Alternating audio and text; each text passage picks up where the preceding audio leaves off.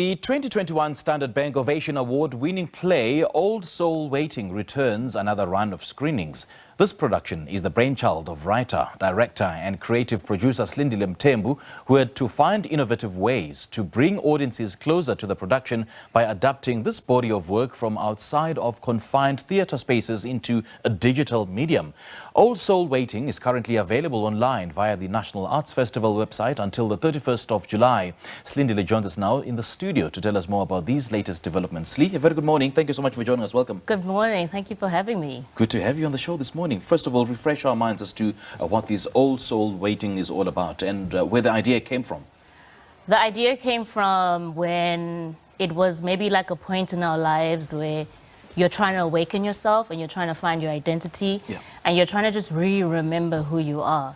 And Old Soul Waiting came from a lot of people saying that I carry an old soul, and I used to always try to figure out, what does that mean?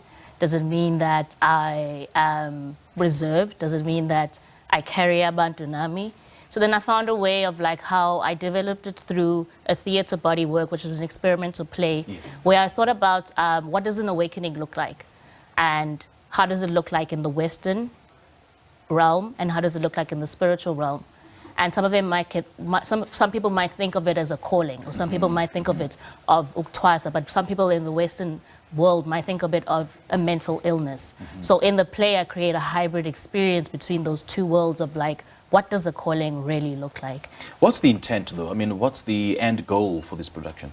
I think the end goal for me is to shake us awake, to leave you with you remembering who you are, and at the same time, uzikhumbule ukuthi what your roots and callings are. Yeah, let's talk about the many successes that this production has attained since inception.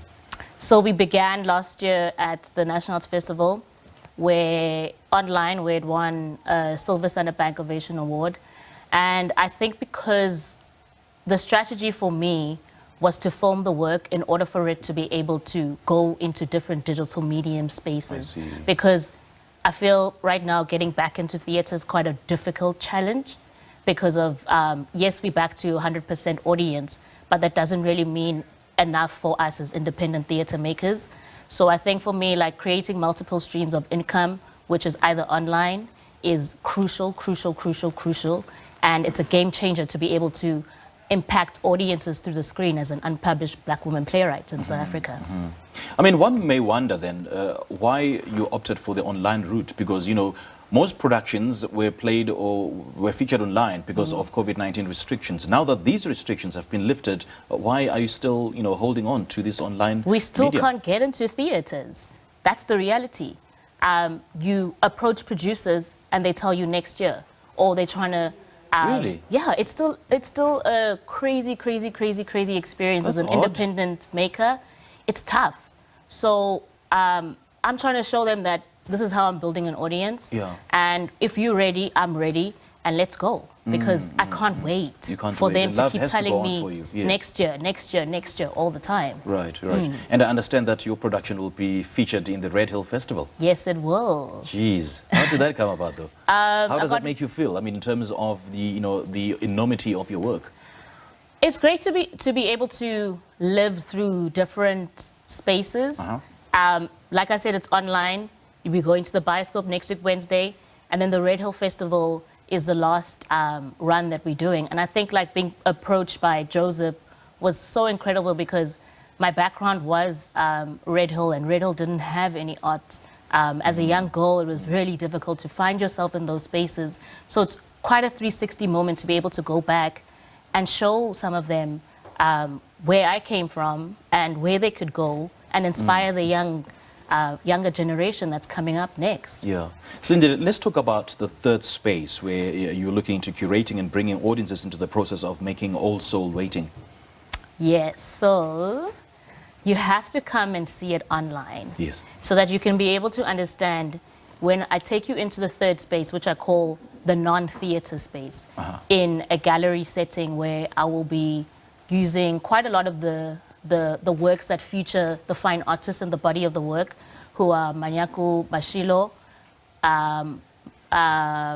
Velo Mahlangu, and Magaziwe Khatebe. And they are visual artists and fine artists. So what's the exciting thing about Also Waiting is that it uses cross-medium and it carries a lot of body of collaboration in it. So what I want to do is be able to showcase these fine artists, these black women fine artists in the gallery space, and also show them how I use that medium of theater, film, music, visual arts. Yeah, quite a lot of layers live in that body of work, which is so exciting to be able to bring out in this third space, in this open space, so that people can understand the weight and the importance of collaboration, because I wouldn't have been able to do this work on my own. True. And I'm incredibly grateful for the National Arts Festival and Standard Bank Arts for being able to give me this tangible product to be able to take around into communities. And what I want to do in that third space is cross our communities all together and bring like a hybrid experience from just fine artists to musicians, to theater makers, to curators, and just bring us in this entire spectrum of this medium of Also Waiting.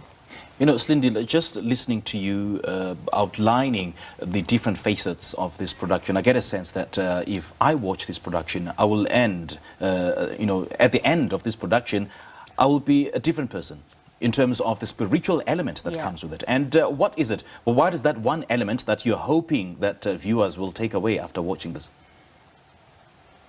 Come back to the theater. Come back to the theater, open up those spaces for us. And obviously, as an unpublished black woman playwright, I always want to like, I know that my pen is quite a sharp weapon.